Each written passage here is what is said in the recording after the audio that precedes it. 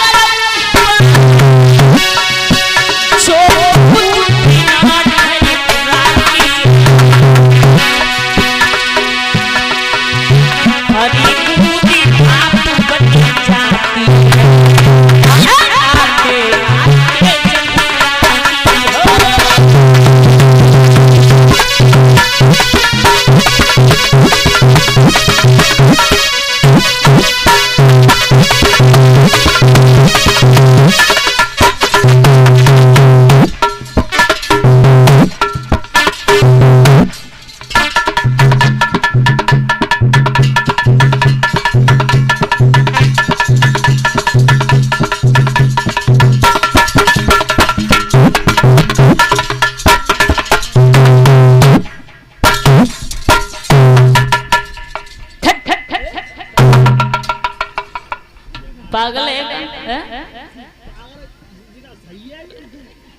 तो वो बेचारों का कर रहा हो बाकी पीछे का पड़ेगा वो मरे में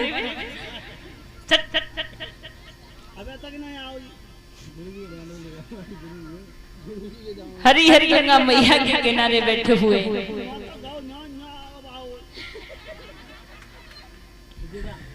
श्री सुखदेव जी महाराज बोले देखो ये तुम्हारी कितनी सेवा कर रहे हैं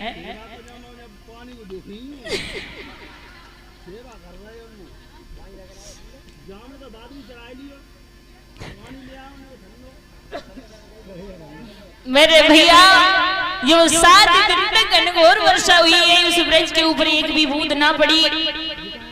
आज मेघमाला दुखी होकर के वो बेचारा चलो करूँ ठीक है कहना लला कोई बात ना आ जा ध्यान रखना जब देवराज इंद्र को ये पता चला है कि साक्षात प्रभु का अवतार हो चुका है आज देवराज इंद्र वहां से चले हैं दोनों हाथ जोड़ करके प्रभु से क्षमा याचना मांगी है। आज प्रभु ने क्षमा किया है। आज बड़े ही प्रेम भाव के साथ में सभी ब्रजवासी भगवान कन्हैया रहने लगे। नाना प्रकार की प्रभु लीला कर रहे हैं। कथा के प्रेमी भक्तों सभी ब्रजवासियों ने अपनी अपनी गोपियों को रोक दिया है। ध्यान रखना भाई ने अपनी बहनों को रोक दिया, पतियों ने अपनी पत्नी को रोक दिया कि आज के बाद में उस कन्हैया से कोई मिलने के लिए नहीं जाएगा। परीक्षित महाराज गोपियां बिना प्रभु के रह नहीं सकती एक पल भी। आज बेचारी सोचने लगी क्या करें क्या नहीं करें। तो भगवान कन्हैया ने अपने भक्तों को जिस समय दुखी देखा है तो भगवान कन्हैया ने एक ग्वाला से कहा कि हे ग्वाला, जाकर के तू ये कह दे सब नारियों से उस ब्रज में आवाज लगा दे कि कन्हैया ने मूर्छा जागने का मंत्र सीख लिया है। ध्यान रखना, अगर किसी को मूर्छा आ जाए तो वो मंत्र प्रभु जानते हैं। अब तो गोपी जो भी भगवान कन्हैया से मिलना चाहती है, जिससे भी याद आती है, वो बेहोश होकर के जमीन पर गिर जाती है। कन्हैया आते हैं और कान में एक ही बात कहते हैं, हे प्यारी तू चिंता मत कर, एक दिन वो होगा कि तेरे साथ में मैं महाराज करूंगा। एक बड़ी बूढ़ी परीक्षित महाराज अम्मा रहे तो उनने अपने मन में विचार किया कि मैं देख रही हूँ कि ज्यादा से ज्यादा जो जवान है उन्हीं मूर्छा क्यों आती है। अरे अगर ये कोई रोग चला है तो उन्हीं क्यों आती है, हमें क्यों नहीं आती है? जो वृद्ध अवस्था है उन्हें क्यों नहीं आती है? तो अपने नाती को खिलाई रही और नाती को खिला तो वहीं लुढ़क पड़ी। सो भाग करके ग्वाला पहुंचो, जवाब दो, ओ कन्हैया वैसे तो गोपियों को मूर्छा आती थी, लेकिन आज हमारी बूढ़ी जो दादी है उन्हें मूर्छा आ गई है। कन्हैया समझ गए ये डुकरिया मेरा मंत्र सीखना चाहते हैं। तो कन्हैया पहुंचे और कन्हैया ने जैसे उस बुढ़िया को देखा, परीक्षित महाराज 2 कदम प्रभु पीछे हटाए और जवाब दो, देखो भैया गोपियों को तो छोटी मूर्छा आती, लेकिन जब मैया को बहुत बड़ी मूर्छा है, आप ऐसा करो। और कन्हैया बोले, देखो जो सामने वृक्ष है उस वृक्ष पर जाओ और क्या करो। बोले प्रभु कि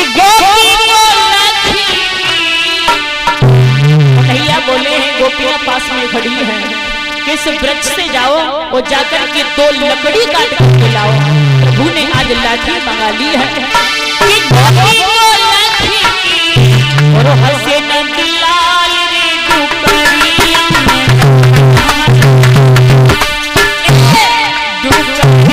में डंडा मारे।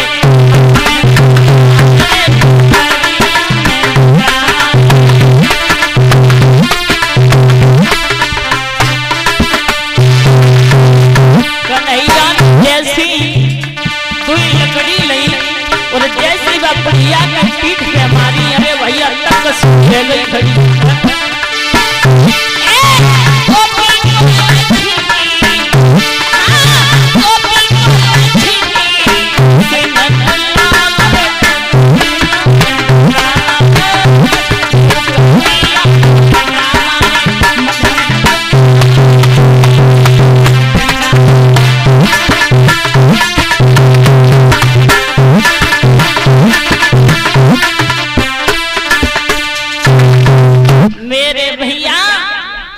जैसे ही प्रभु हर गोपी से ये कहते हैं कि तुम चिंता न करो, एक दिन वो होगा कि मैं तुम्हारे साथ में महाराज अवश्य करूंगा। सभी गोपियों को आज देहर बताया है प्रभु ने। गोपियां भगवान के बगैर एक पल नहीं रह सकती हैं बिना देखे हुए। आज धीरे धीरे परीक्षित महाराज जिस समय शरद ऋतु की पूर्णिमा आई है, भगवान कन्हैया ने योग माया को बुलाया है और जवाब दिया, हे योग माया जाकर के यमुना जी के किनारे इतनी सुंदर जगह बना करके आ। योग माया चली है, जाकर के सुंदर जगह बनाई है और आज प्रभु के पास में पहुंची है। जवाब दिया, हे श्याम मैं जगह बना करके आई हूँ। आज कन्हैया पहुंचे हैं यमुना जी के पास में, जैसी वो सुंदर जगह देखी है परीक्षित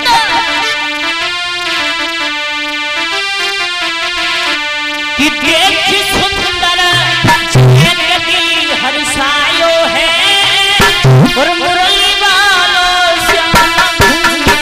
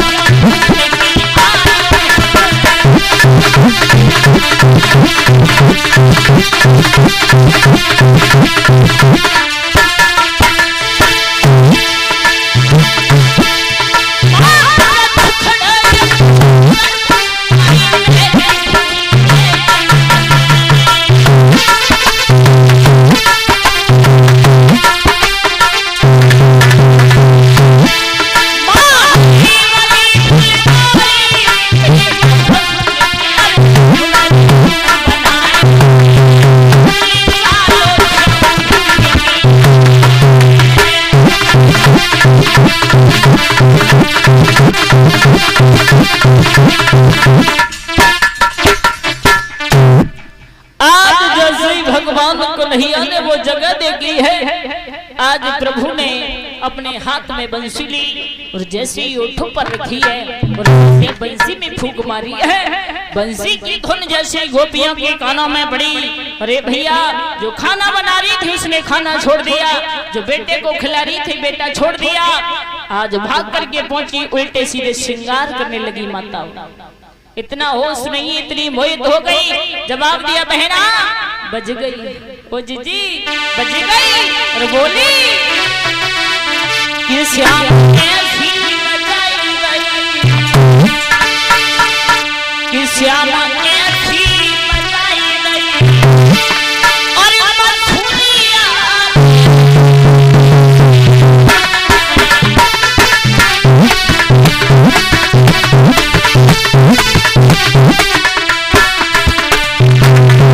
ए भैया, गोपियां श्रृंगार करने लगी। और कैसा श्रृंगार कर रही है पता है?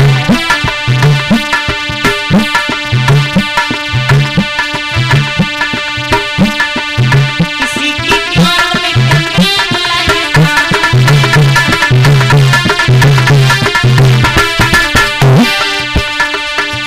किसी के कान में कंगन लाई,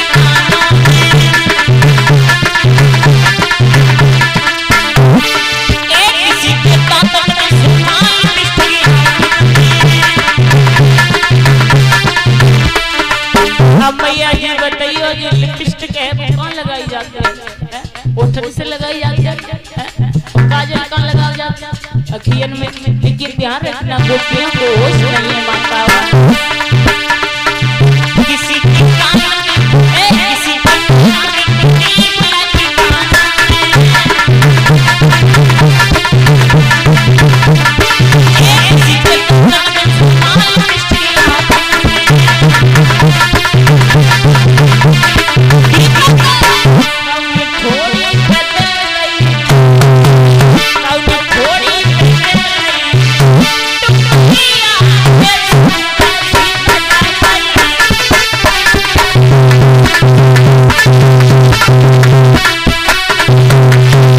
ताली हो जाकर के बोलिए माता बहने, वो भी अपना श्रृंगार कर रही है, बहुत सुंदर माताओं। और कैसा श्रृंगार कर रही है? उल्टे सीधे गहने पहन रही है माताओं। सुनो, किसी के पैर की पायल वो पहनी,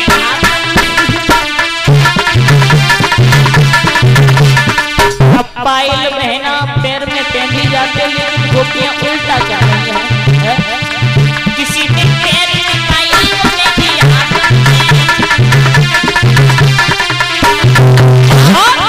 किसी की पायल में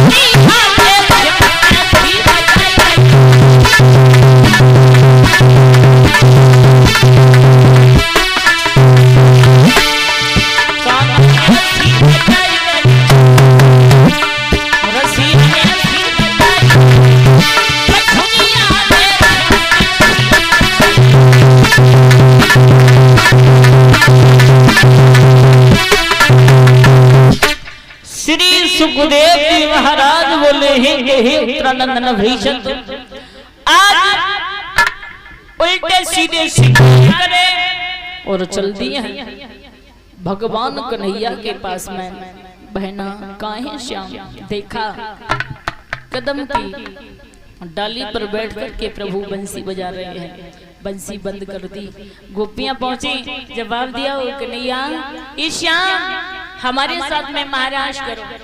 कन्हैया नीचे उतर के आए। आज कन्हैया बोले क्या कह रही हो?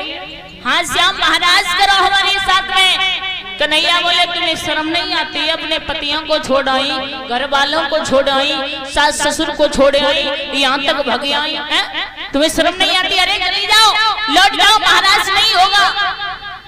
गोपियां बोली ये छलिया, पहले तो बंसी की धुन सुनाता है, बुलाता है बंसी से, फिर तू मना करता है। अरे तूने तो कहा था कि हम महाराज करेंगे। कन्हैया बोले मैंने नहीं कहा तुमसे कि मैं महाराज करूंगा, मैं नहीं करूंगा, मेरी मर्जी।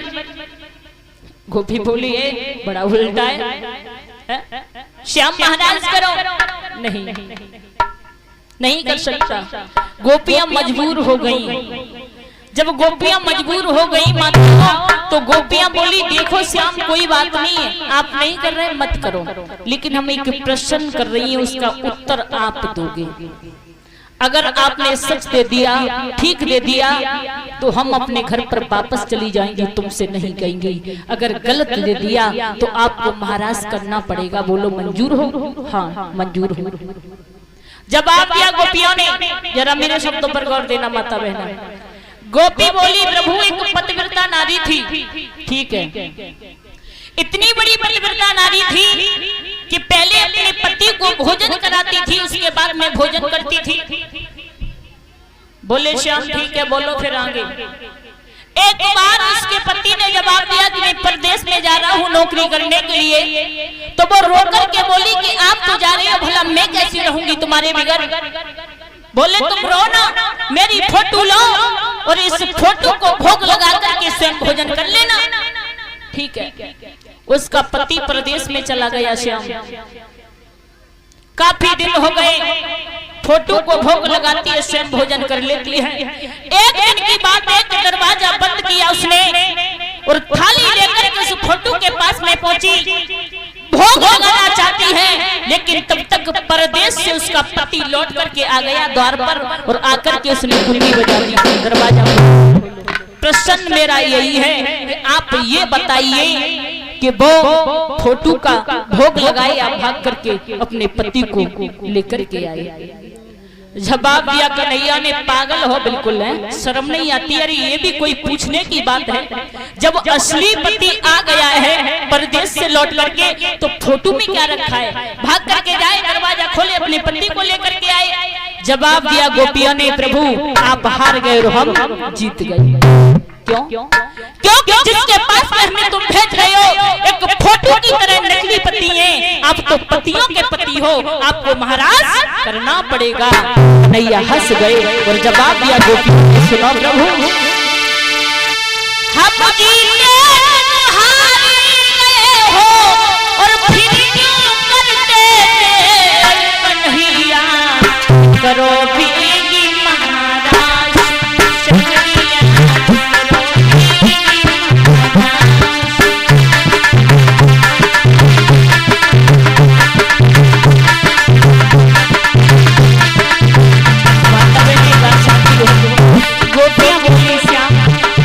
फोटो की तरह नकली पति हैं, आप तो पतियों के पति हो, तीनों लोगों के स्वामी हो, वाला तुम्हें छोड़ करके कहाँ जाए?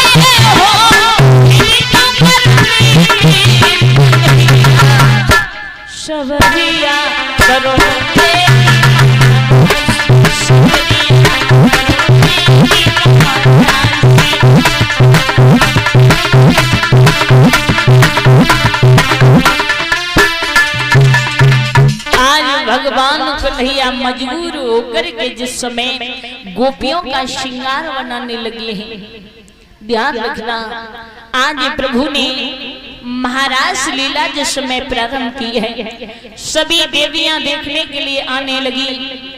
जब सभी देवियां देखने के लिए आने लगी माताओं, तो कैलाश पर्वत पर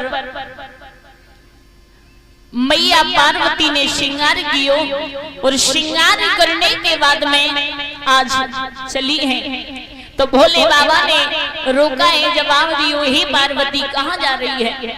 तो पार्वती मैया बोली है, मैं महाराज देखने के लिए जा रही हूँ। तो बाबा बोले कि मैं भी तेरे साथ चलूंगा।